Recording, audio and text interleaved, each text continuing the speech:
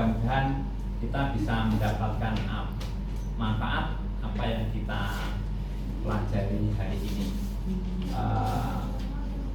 Perkuliahan hari ini kita akan membahas tentang teknik pemeriksaan pajak berdasarkan PMK nomor 15 tahun 2025. PMK ini sangat menarik ya, artinya ada beberapa perubahan, ada beberapa hal yang menarik perlu kita pelajari. Tujuan kita mempelajari pemeriksaan pajak berdasarkan PMK nomor 15 2025 adalah saudara-saudara sekalian diharapkan mampu memahami dan menjelaskan metode teknik pemeriksaan. Artinya kalau teman-teman diharapkan memahami dan menjelaskan metode atau teknik pemeriksaan pajak itu, teman-teman kalau pada saudara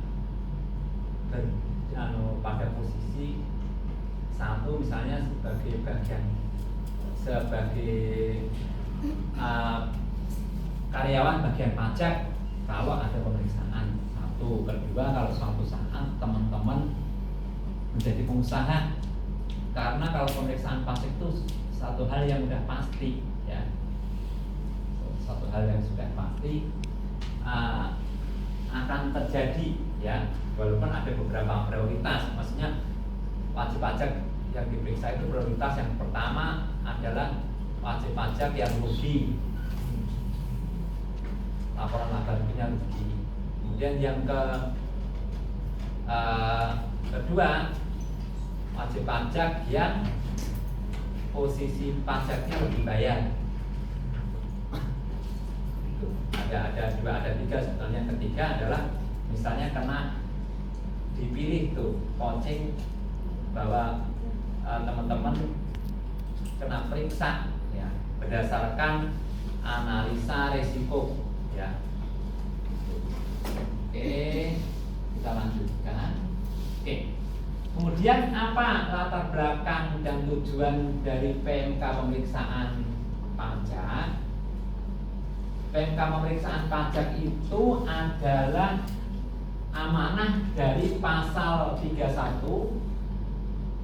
ayat 1 Undang-Undang Ketentuan Umum dan Tata Cara Perpajakan, bahwa untuk pemeriksaan pajak itu harus dikeluarkan PMK ya. Jadi kalau sekarang yang teknis-teknis itu tidak diatur di undang-undang, tapi diatur di PMK, Peraturan Menteri Keuangan. Oke. Kemudian latar belakang dari PMK 15 tahun 2025 ini adalah yang pertama, untuk simplifikasi atau mempermudah yang sebelumnya terdapat dua pengaturan terkait dengan pemeriksaan pajak, yaitu PMK nomor 17 tahun 2013 tentang tata cara pemeriksaan dan PMK 256 2014 tentang tata cara pemeriksaan dan penelitian PBB. Jadi dua PMK digabung, dipermudah, disimpelkan menjadi PMK 15 2025. Kemudian yang ketiga adalah adanya Kortek, yaitu dalam rangka menyesuaikan dengan sistem administrasi perpajakan yang baru, perlu dilakukan penyesuaian atau pengaturan proses bisnis pemeriksaan pajak. Nah, saudara-saudara sekalian, tujuan dari pemeriksaan pajak ini adalah dengan PMK ini adalah untuk meningkatkan efisiensi, transparansi, dan kepastian hukum dalam proses pemeriksaan pajak.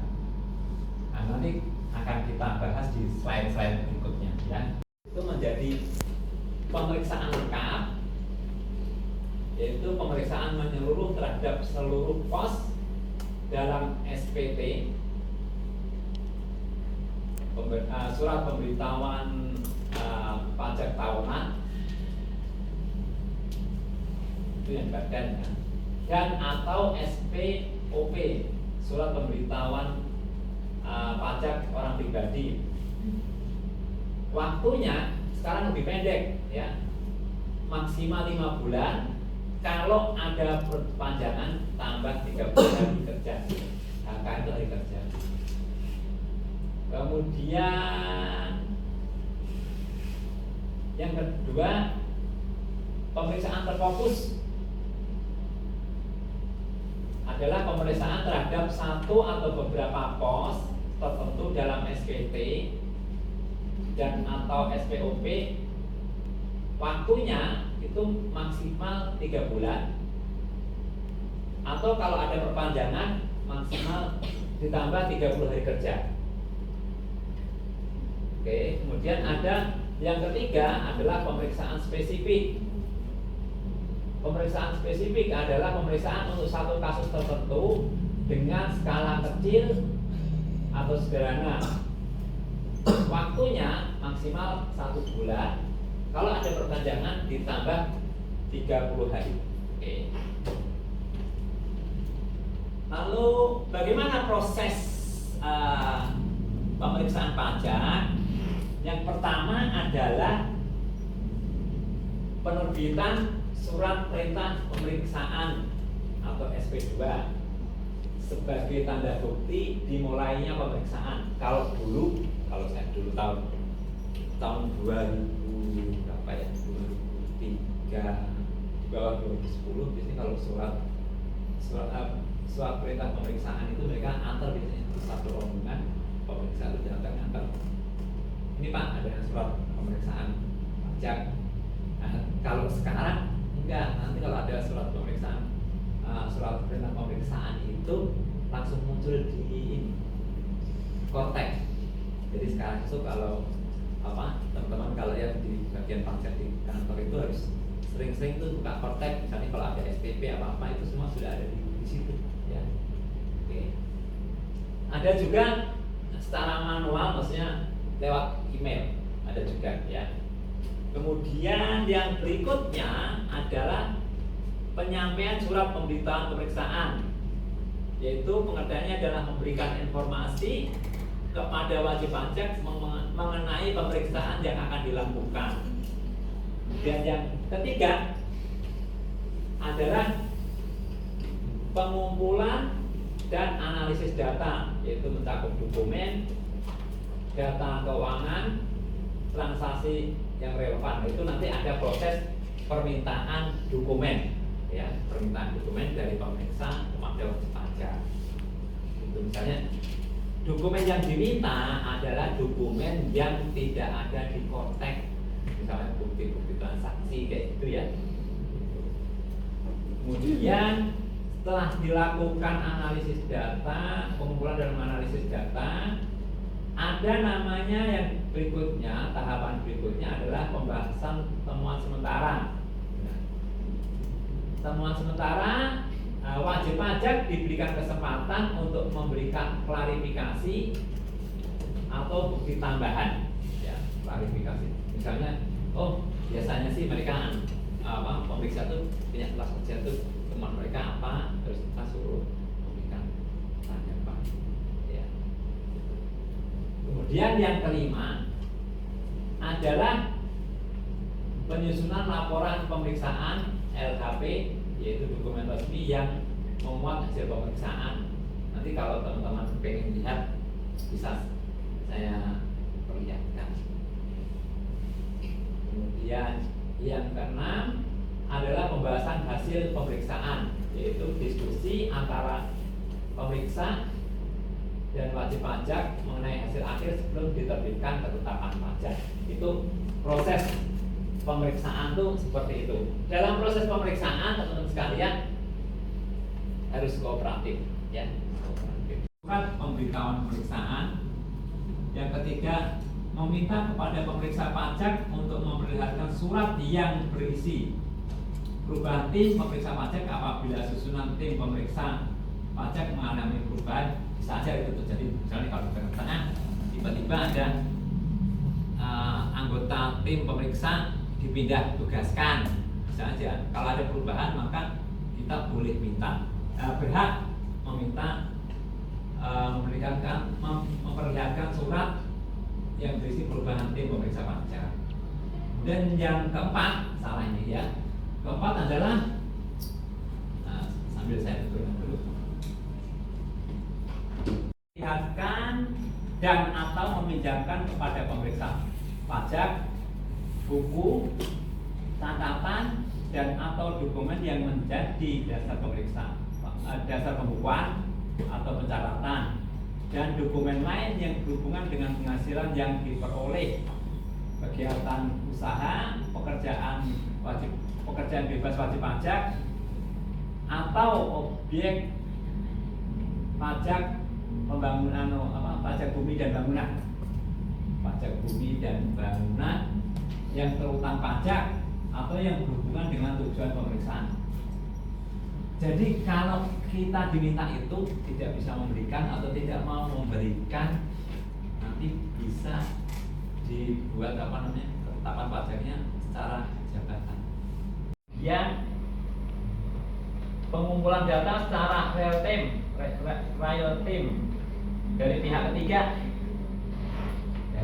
ketiga, yaitu lawan transaksi kita bisa ya, lawan transaksi kita. Kemudian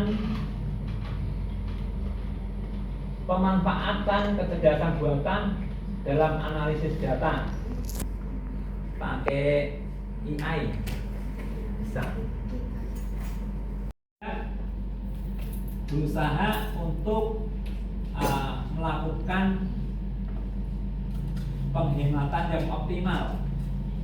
Caranya bagaimana? Adalah dengan tax risk management, mengatur risiko pajak ya. Dengan data matching ini kalau dari sisi wajib pajak berpikir mungkin ada potensi supaya membayar pajaknya itu se-efisien mungkin. Kalau kecil-kecilnya itu nggak mungkin ya. Kalau dari mata orang pajak itu, pajak itu WP bayar itu udah wajar nggak gitu ya. Wajar itu kalau makanya gede kok bayarnya kecil, nggak mungkin ya. Kemudian kalau dari sisi sini ya, ada yang teori yang dikembangkan adalah teori of mind. Jadi bisa jadi, bagaimana sih supaya ngatur pajaknya, supaya membayar pajaknya itu seefisien mungkin. 2 bulan. Kemudian pemeriksaan data konkret. Data konkret itu adalah data yang ada di Direktorat Jenderal Pajak. Itu 1 bulan ditambah 10 hari kerja. Oke. Kemudian kalau di sebelah kanan ya, dengan PMK yang baru, pemeriksaan lengkap 5 bulan seperti yang kita bahas sebelumnya, atau ditambah 30 hari. Pemeriksaan terfokus 3 bulan ditambah 30 hari. Pemeriksaan spesifik 1 bulan ditambah 30 hari. Pemeriksaan spesifik data konkret, dari satu, kalau kita lihat datanya itu makin dipercepatkan ya. Kalau dulu data konkret 1 bulan hanya 10 hari. Oke. Kalau di aturan yang lama, perpanjangan jangka waktu pengujian, opsi perpanjangan jangka waktu pengujian 2 bulan, terdapat perpanjangan jangka waktu pengujian atas pemeriksaan BP Group. BP Group itu kalau konglomerasi ya, punya induk perusahaan, punya anak, punya sister company kayak gitu ya. Dan TP itu ya, transfer sebanyak 3 kali. Perlu dipahami, ini kita perhatikan ya, jangka waktu pengujian terhitung sejak surat pemberitahuan pemeriksaan disampaikan kepada wajib pajak, bisa wakil atau kuasa atau pegawai atau anggota keluarga yang telah dewasa dari WP sampai dengan tanggal surat pemberitahuan hasil pemeriksaan disampaikan kepada WP, wakil, kuasa, pegawai atau keluarga yang telah dewasa dari WP. Kemudian jangka waktu pembahasan akhir hasil pemeriksaan pajak dan pelaporan terhitung sejak tanggal pemberitahuan hasil pemeriksaan disampaikan kepada WP, wajib kemudian wakil, kuasa, pegawai dan anggota yang telah dewasa dari WP sampai dengan tanggal laporan hasil pemeriksaan. Ya. Teman-teman sekalian, memang dengan adanya PMK ini dan perkembangan Kortek yang semakin kesini semakin bagus, tetap ada celah bagi kita kalau wajib pajak untuk melakukan pembelaan yang seperti kita sampaikan awal mula sengketa pajak itu kan berangkatnya dari pemeriksaan pajak dari sudut pandang yang berbeda.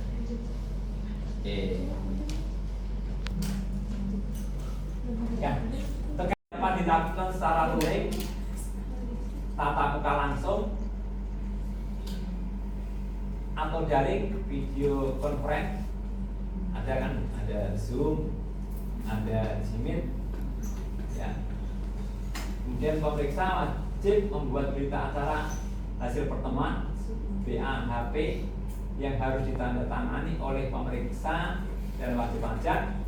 Nah, wajib pajak diberikan waktu 5 hari untuk menandatangani dan mengembalikan BAHP kepada pemeriksa. Ini yang masih menjadi perdebatan, ya.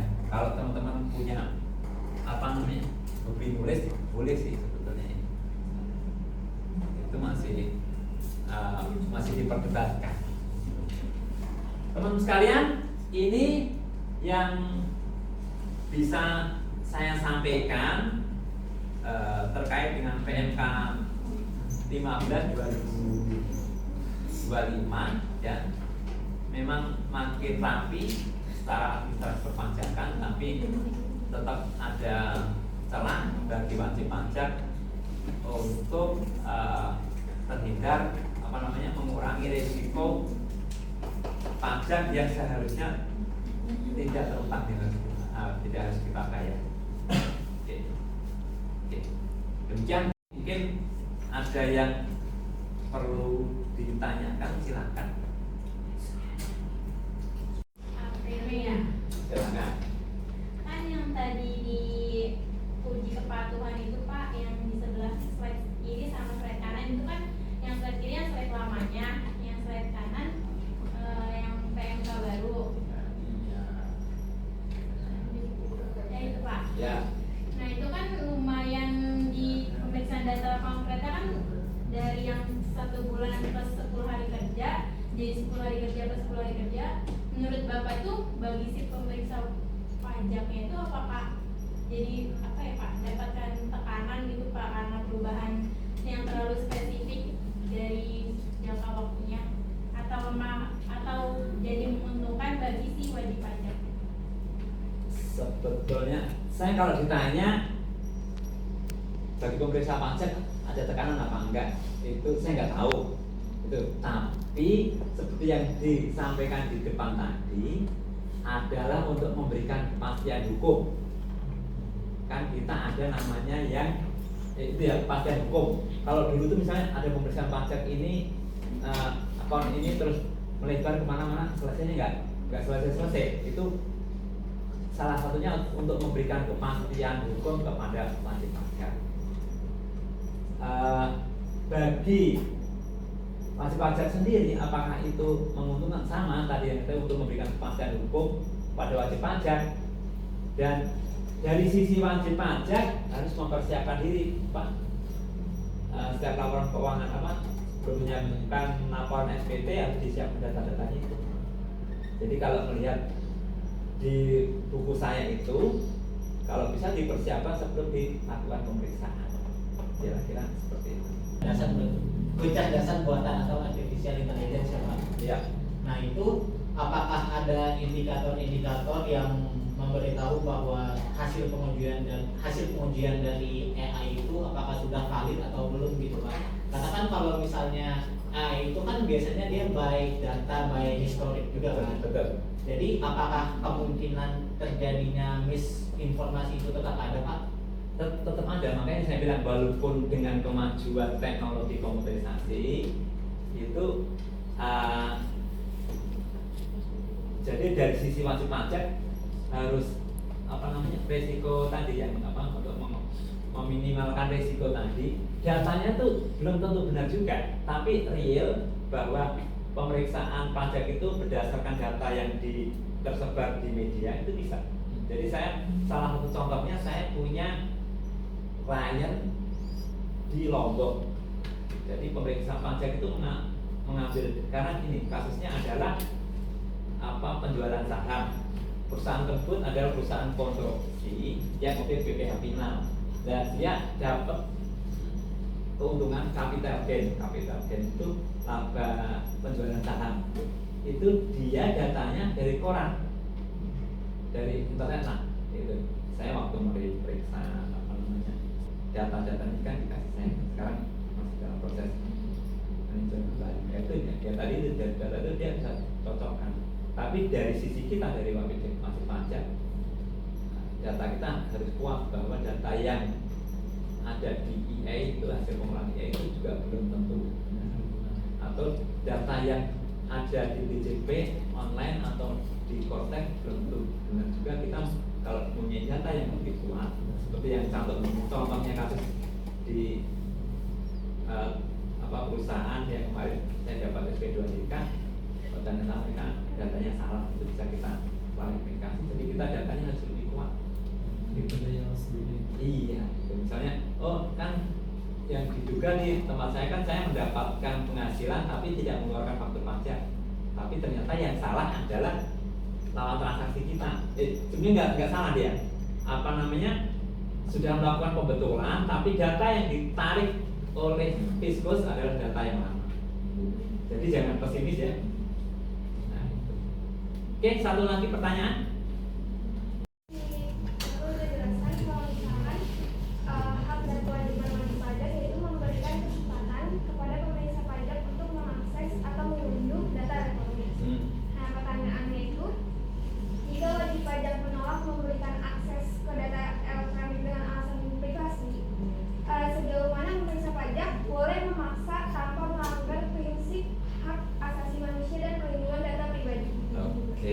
Nah, itu ada PMK-nya malah, ada kepresnya, dan itu jadi sudah nggak ada perlindungan data itu wajib pajak itu. Kalau dulu kan misalnya orang berdalih, misalnya kerahasiaan bank, itu sekarang udah nggak ada.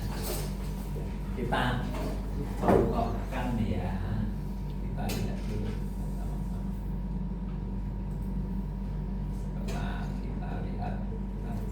Ada namanya Peraturan Menteri Keuangan Republik Indonesia Nomor 47 Tahun 2004 tentang perubahan ketiga Peraturan Menteri Keuangan Nomor 70 2017 tentang petunjuk teknis mengenai akses informasi keuangan untuk kepentingan perpajakan. Jadi teman-teman sekalian nanti udah otomatis tuh. Jadi kalau teman-teman jadi orang kaya punya rekening banyak di Kortek tuh udah langsung muncul. Sementara PTS berpendapat bahwa komisi tersebut tidak termasuk dalam ketentuan tersebut. Akibatnya DJP menerbitkan surat keterangan pajak kurang bayar atau SKPKB dengan nilai sengketa yang mencapai surat ketetapan pajak kurang bayar atau SKPKB dengan nilai sengketa yang mencapai lebih dari 800 miliar selama periode 5 tahun.